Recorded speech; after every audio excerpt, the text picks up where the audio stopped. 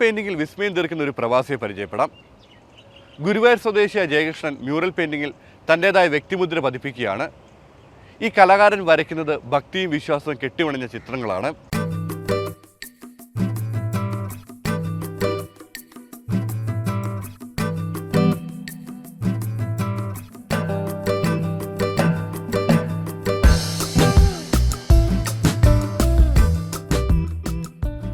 പരിശീലനത്തിൻ്റെയും അംഗീകാരത്തിൻ്റെയും പിൻബലമില്ലാതെ സർഗാത്മകതയുടെ മാത്രം കരുത്തിൽ മനോഹരമായ ചിത്രങ്ങൾ വരയ്ക്കുകയാണ് ഷാർജയിൽ പ്രവാസിയായ ഗുരുവായൂർ സ്വദേശി ജയകൃഷ്ണൻ.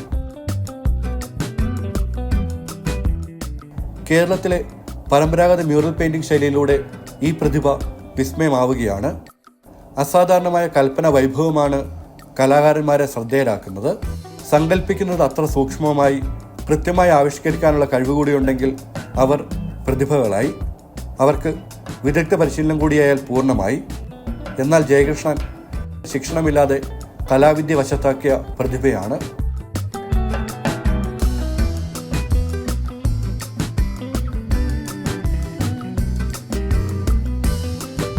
മ്യൂറൽ പെയിൻറ്റിലേക്ക് വരണമെന്ന് പറഞ്ഞാൽ ഞാൻ 10ാം ക്ലാസ് കഴിഞ്ഞപ്പോൾ ആ സമയത്തായിരുന്നു ഗുരുവായൂർ ദേവസ്വത്തിൻ്റെ ഒരു മ്യൂറൽ പെയിൻറ്റിൻ്റെ ക്ലാസ് ആദ്യമായിട്ട് സ്റ്റാർട്ട് ചെയ്യണത്. അപ്പോൾ എല്ലാവരും പറഞ്ഞു അത് പഠിക്കാൻ പോകാൻ ഭാവിയിൽ വലിയ ഉപകാരങ്ങൾ ഉണ്ടാവും എന്നൊക്കെ പറഞ്ഞു. പക്ഷേ എൻ്റെ അച്ഛൻ്റെ ഏട്ടൻ്റെ മക്കളൊക്കെ പറഞ്ഞു അല്ല, കോളേജിൽ പോകണം, കോളേജിൻ്റെ ഒരു ഇതറിയണം, കോളേജ് പോയി കഴിഞ്ഞാൽ ഉണ്ടാവുന്ന ഒരു ഫീലിംഗ് വേറെയാണ്. അങ്ങനെ അന്ന് മ്യൂറൽ പെയിൻറ്റിൻ്റെ ക്ലാസ്സിൽ പോവാതെ കോളേജിൽ പോയി കോളേജിൻ്റെ വിദ്യാഭ്യാസം കഴിഞ്ഞ്, പക്ഷേ ഈ മ്യൂറൽ എപ്പോഴും മനസ്സിലുണ്ടായിരുന്നു. പിന്നെ അതിൻ്റെ ഒരു ഭാഗമായിട്ട് മ്യൂറൽ പഠിക്കാൻ പറ്റിയില്ല. പിന്നെ ഗൾഫിലേക്ക് വരലും കാര്യങ്ങൾക്കായിട്ട് പഠിക്കാൻ പറ്റിയില്ല. പക്ഷേ നമ്മൾ അതിൻ്റെ ഒരു വശങ്ങൾ നോക്കിയിട്ട് ആക്ച്വലി ഞാൻ വരയ്ക്കുന്നത് ആധികാരികമായിട്ട് ഒരു മ്യൂറൽ പെയിൻറ്റിംഗ് ആണ് എന്നൊന്നും ഞാൻ പറയുന്നില്ല. അത് ഞാൻ എൻ്റേതായിട്ടുള്ള രീതിയിൽ വരയ്ക്കുന്നു. എന്ന് വെച്ചെങ്കിൽ എനിക്കിഷ്ടപ്പെട്ട ചിത്രങ്ങൾ ഞാൻ ചൂസ് ചെയ്തിട്ട് വരയ്ക്കുന്നു എന്ന് മാത്രമേ ഉള്ളൂ. ദൈവങ്ങളെ ശിലകളിൽ കൊത്തിവെച്ച പോലാണ് ജയകൃഷ്ണൻ്റെ കലാസൃഷ്ടികൾ. മ്യൂറൽ പെയിൻറ്റിങ്ങിലൂടെ കണ്ണിന് ഇമ്പമുണ്ടാക്കുക മാത്രമല്ല, അതിലൂടെ ഒരു കഥ കൂടി പറയുന്നുണ്ട് ഈ കലാകാരൻ. ഇതിനകം ഒട്ടേറെ മനോഹരമായ പെയിൻറ്റിങ്ങുകൾ ജയകൃഷ്ണൻ വരച്ചു കഴിഞ്ഞു. ഗണപതിയും ശ്രീബുദ്ധനും കൃഷ്ണനും രാധയുമെല്ലാം അവയിൽ ചിലതാണ്. ചിത്രങ്ങളിൽ കൂടുതലും നിറയുന്നത് ഹൈന്ദവ പുരാണങ്ങളിലെയും ഇതിഹാസങ്ങളിലെയും കഥാസന്ദർഭങ്ങളും ദൈവരൂപങ്ങളുമാണ്. പുരാണങ്ങളും ക്ഷേത്രകലകളുമൊക്കെയാണ് ജയകൃഷ്ണൻ ഇഷ്ടപ്പെട്ട വിഷയങ്ങൾ.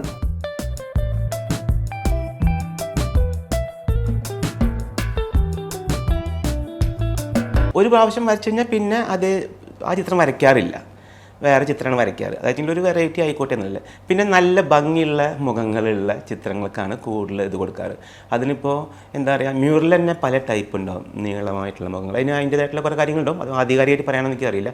പക്ഷേ എനിക്കിഷ്ടപ്പെടുന്ന, ചിലപ്പോൾ എൻ്റെ ഫാമിലിക്ക് കാണിക്കുന്നത് വരച്ച അങ്ങനെ ഉണ്ടാവും വെച്ചാൽ അവരൊക്കെ പറയുന്ന ചിത്രങ്ങൾ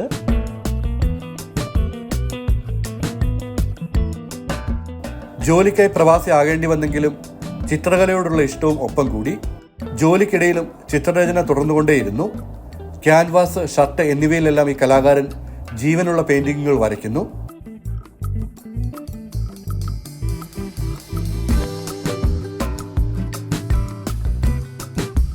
സമയത്തിന് അങ്ങനെ ഒരു പ്രത്യേകിച്ച് ഒരു കാര്യങ്ങളൊന്നുമില്ല. എപ്പോൾ വേണമെങ്കിലും വരയ്ക്കാന്നുള്ള ലെവലിലാണ്. ചിലപ്പം മോർണിംഗ് എണീറ്റിട്ട് ഓഫീസിൽ പോണതിൻ്റെ സമയങ്ങളിൽ കുറച്ച് സമയം എടുത്ത് വരയ്ക്കും.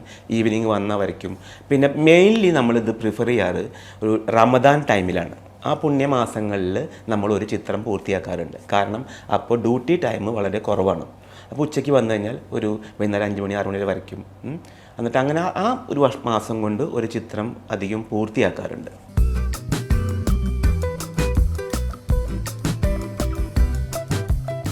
തൻ്റെ കലാസൃഷ്ടികളെല്ലാം സുഹൃത്തുക്കൾക്ക് സമ്മാനമായി നൽകാനാണ് ഈ കലാകാരൻ ഇഷ്ടപ്പെടുന്നത്. അതിലെ സംതൃപ്തിയെക്കുറിച്ച് പറയാൻ 100 നാവാണ് ജയകൃഷ്ണന്.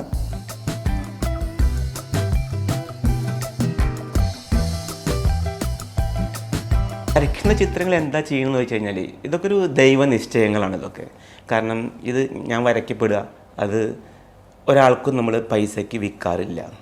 എൻ്റെ ഫ്രണ്ട്സുകളും എനിക്ക് വേണ്ടപ്പെട്ട ആൾക്കാർക്കും നമ്മളത് കൊടുക്കാറുണ്ട്. കാരണം എന്താ വെച്ചെങ്കിൽ എൻ്റെ വീട്ടിലത് വെച്ചിട്ടിപ്പോൾ ആരും കാണാനും പോകണമെന്നില്ല. പക്ഷെ വേറെ ആളുടെ വീട്ടിലെത്തുമ്പോൾ അത് ചിലപ്പം അവരുടെ പൂജാമുറിയിലാവാം, അല്ലെങ്കിൽ അവരുടെ വീട്ടിലേക്ക് എൻട്രി ചെയ്യണ ഒരു സ്ഥലത്ത് തന്നെ അവധി ആൾക്കാരും ഇത് വെക്കാറ്. അപ്പോൾ അവർക്കും അവിടെ വരുന്ന ആൾക്കാർക്കൊക്കെ ഇത് കാണാൻ പറ്റും. ഞാൻ എൻ്റെ വീട്ടിൽ ഒന്നും സംഭവിക്കാൻ പോകുന്നിലേക്ക്. അപ്പോൾ ആർക്കെങ്കിലും നമ്മളിത് കൊടുക്കാറാണ് പതിവ്. കൊടുക്കാച്ചെങ്കിൽ അവരെന്തെങ്കിലും ഒരു സ്പെഷ്യലായിട്ട് ദിവസം ഉണ്ടാകുമ്പോൾ ആ ദിവസങ്ങളിൽ നമ്മൾ അവർക്കത് കൊടുക്കും. ചിത്രങ്ങൾ വരയ്ക്കണമെന്ന ആഗ്രഹം മാത്രമാണ് ജയകൃഷ്ണനുള്ളത്. മറ്റു കലാകാരന്മാരെ പോലെ തൻ്റെ ചിത്രങ്ങളുടെ പ്രദർശനങ്ങൾ സംഘടിപ്പിക്കുവാൻ താല്പര്യപ്പെടുന്നില്ല. മറ്റുള്ളവരുടെ വീടുകൾക്ക് തൻ്റെ ചിത്രം നൽകുന്ന ഭംഗിയിൽ സംതൃപ്തനാണ് അദ്ദേഹം.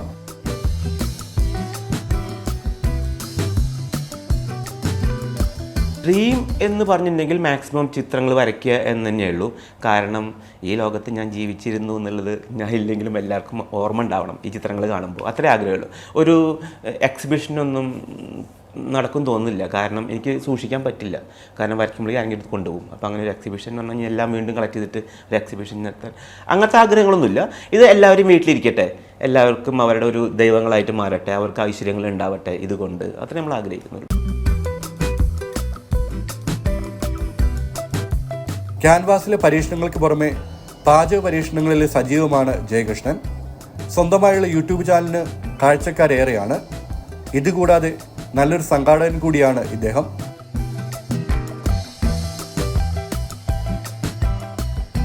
യൂട്യൂബ് ചാനലുണ്ട് നമുക്ക്. അത് അത്യാവശ്യം നല്ല രീതിയിൽ പോകുന്നുണ്ട്. ഡിസൈൻ ചെയ്യും. അതായത് എന്താണ് ഫോട്ടോഷോപ്പും കാര്യങ്ങളൊക്കെ ഡിസൈൻ കാര്യങ്ങൾ ചെയ്യാറുണ്ട്.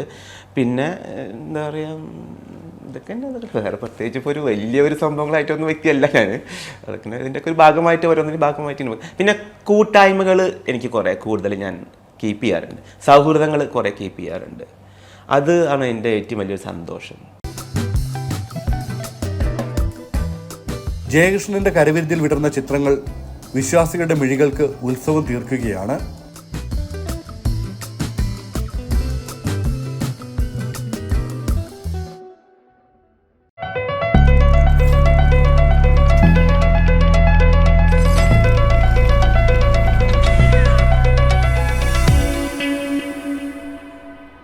നമസ്തേ റീവ് ഇടവേളയ്ക്ക് ശേഷം വീണ്ടും തുടരും.